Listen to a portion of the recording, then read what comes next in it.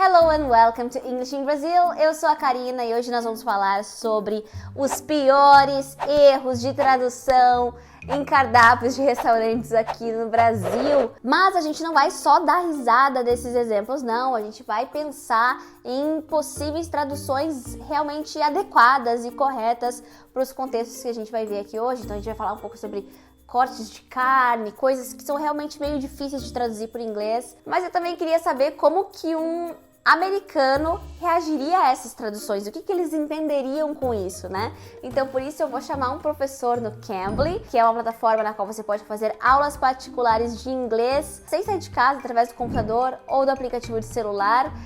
São todos professores nativos, disponíveis 24 horas por dia. E hoje eu vou te oferecer um código para você comprar o plano anual com um desconto de 47%.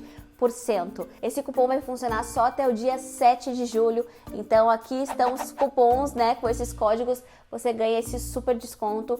Eu adoro o Cambly, super recomendo, vocês já sabem. Então aproveitem o desconto.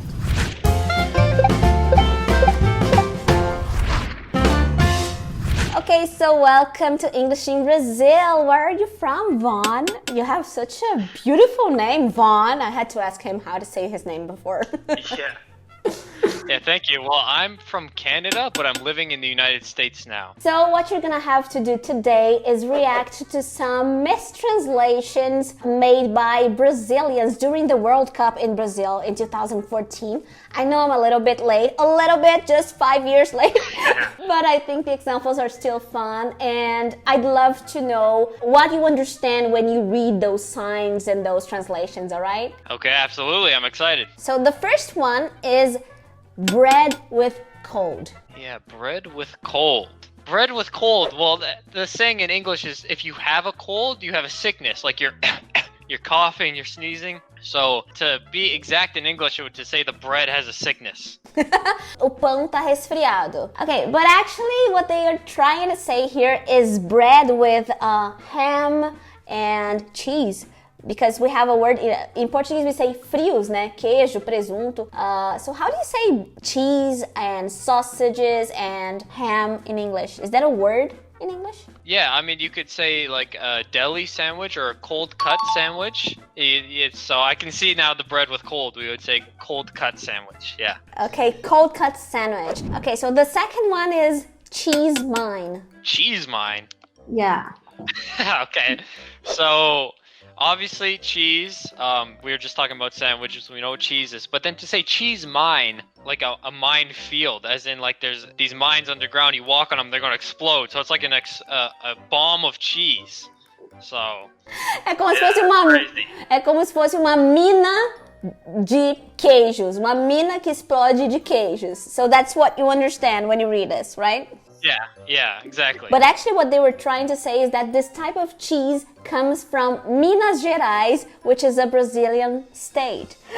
Oh, okay. Yeah. Well, it's very different. Yeah. Yes, because we say queijo Minas or queijo de Minas. So I was thinking that maybe a better translation would be Minas cheese, right? Yes, absolutely. That'd be 100% better. Yeah. Okay, so we should not translate Minas Gerais, the name of the state, so just Minas cheese. Much better. Termite, the orange sauce.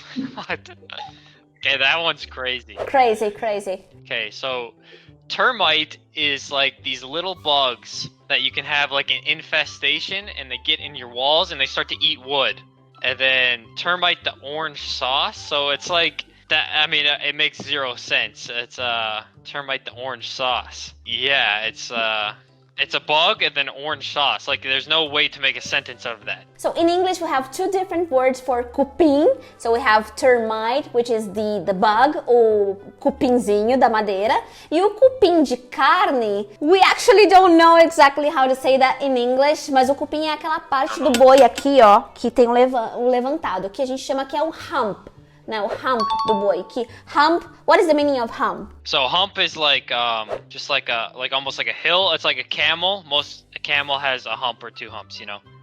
So that is the part of the ox of the animal we're talking about. I found hump steak as a possible translation for this type of meat. Have you heard of hump steak? No, see, that's the thing is we don't say hump steak here. That's just not a expression. That's not a cut of steak. So there may not be a direct translation that's proper for this that we can find at least. I think it's maybe a Brazilian cut, you know, a Brazilian type of meat. Yeah, exactly. We have something called a chuck steak, which is a similar part of the animal, but it's not like just the hump. It's more so like the neck area. So that's the closest thing we have. No, go ahead. I was going to say, sounds like that's a Brazilian cut to me, yeah. Então a gente não tem uma resposta certa aqui. Maybe we could keep the word in Portuguese, like cupim steak or something like that. Yeah, I think that's the best thing to do, and it might excite people. Like as an American coming to Brazil, it's like, oh, it's a cut of steak I haven't seen before. What is cupim? What is cupim? I need to know what cupim is.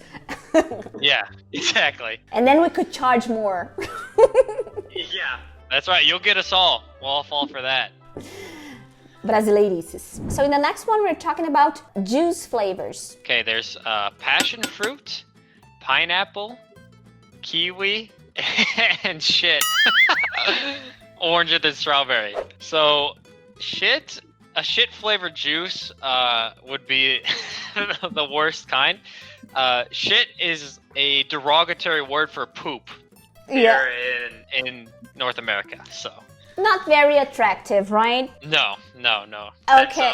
And it's funny because it literally means poop, but people also use it like it's an expression to say if something tastes bad, you say, oh, that tasted like shit.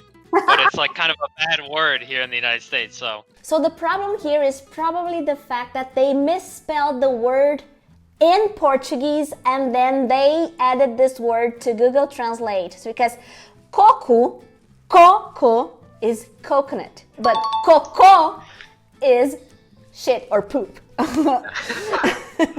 Okay, so they made the mistake over there as well. I see. Yeah. Então so that's very close. Yeah. Yeah, cocô. Então isso é um erro que acontece muito, assim, a pessoa erra em português, aí joga no Google Tradutor, vem uma tradução bizarra e diz, o Google Tradutor não funciona, mas na verdade a pessoa escreveu de forma incorreta ali no Google, né? Ele não tem também o poder de adivinhar o que você estava querendo dizer. We got a file of fish in American, lasagna the bologna, baits of unscheduled in Lisbon, cod in Spanish, and the American language. I love the American language. It's the best one for me.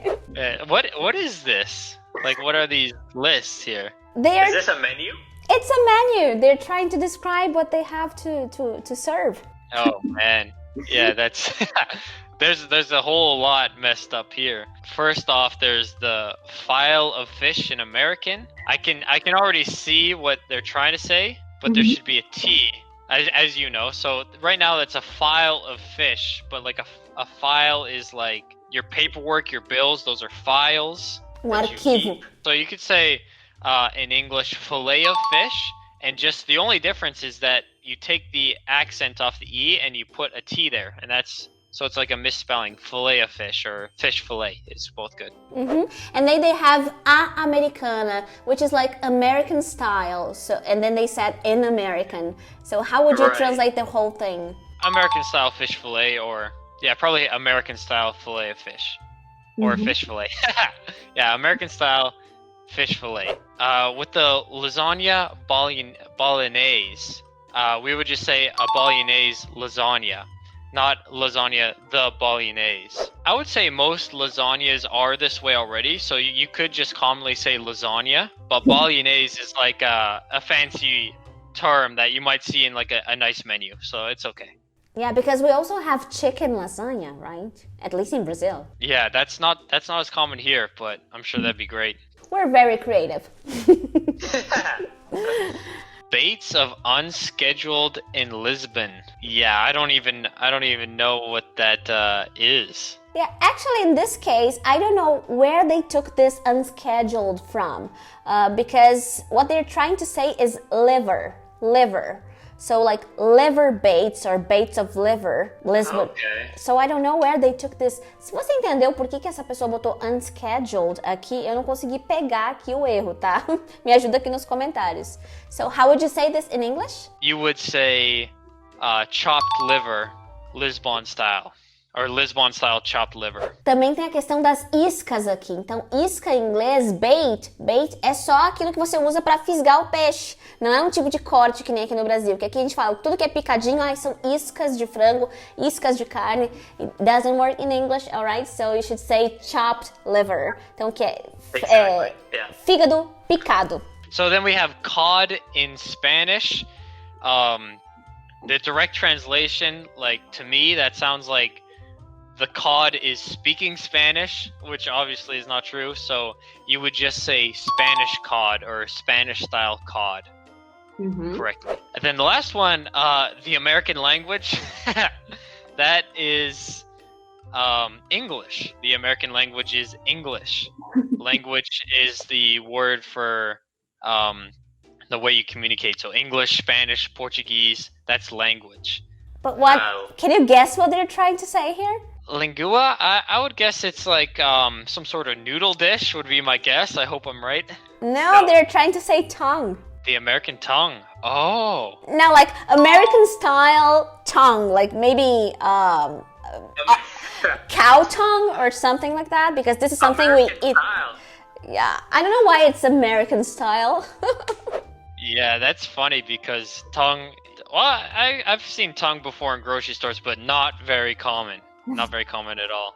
Então, em inglês a gente tem tongue para língua, né? E language é a língua no sentido de idioma, né? E no português a gente usa língua para os dois casos, mas tongue é a parte física do corpo, isso é tongue, não pode chamar isso de language. So we have against the Brazilian steak, which against is like when you are not for something but against it, that you are not in favor, you take a dislike to. So to say against the Brazilian steak is almost as if you're on strike against a steak, that you don't want the steak to be made, you hate the steak. É tipo contra o filé, estamos todos contra o filé, protestando contra ele. Yeah, exactly. This would be a sign for some vegan protesters or something. That's about it. That wouldn't be a menu item.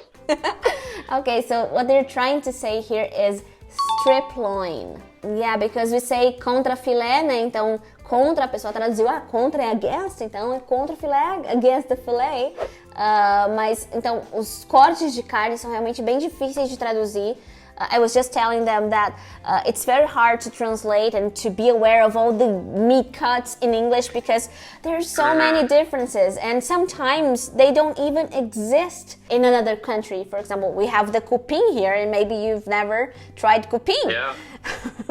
Exactly, yeah. So they have different cuts, so it's very hard to translate. And then we have the last one. Take a look at what you understand here. Okay, so number 4, kill. The English word to murder, to end someone's life. So yeah, it's not something you see on a menu for sure. Would you like to try some kill? No, absolutely not. You go to jail for a long time to try that even. I'll take the iced tea instead, you know. Yeah, much better, right? Much safer. Exactly, yeah. So what they were trying to say here is mate tea. So have you heard of mate tea? Yeah, so mate tea, I'm not a big tea drinker, but that's a tea that you can get here in the States. So you would just keep the spelling the same there, mate, yeah. Então o que eles fizeram aqui? Eles falaram kill porque é mate, like the imperative form of kill in Portuguese is mate. So that's why they mistranslated it as mate, like kill. It's mate tea, mate tea. All right, so I think you would have a lot of fun here in Brazil, like reading menus. Yeah, absolutely. Well, so thank you so much for having me. Brazil, I'll have to come see you. So I love you guys. Thank you. Download Cambly. Why not?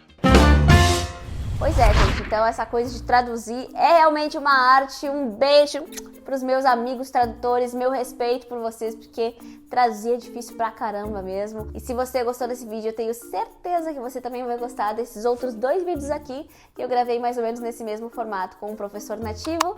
E a gente se vê então no próximo vídeo. Beijo!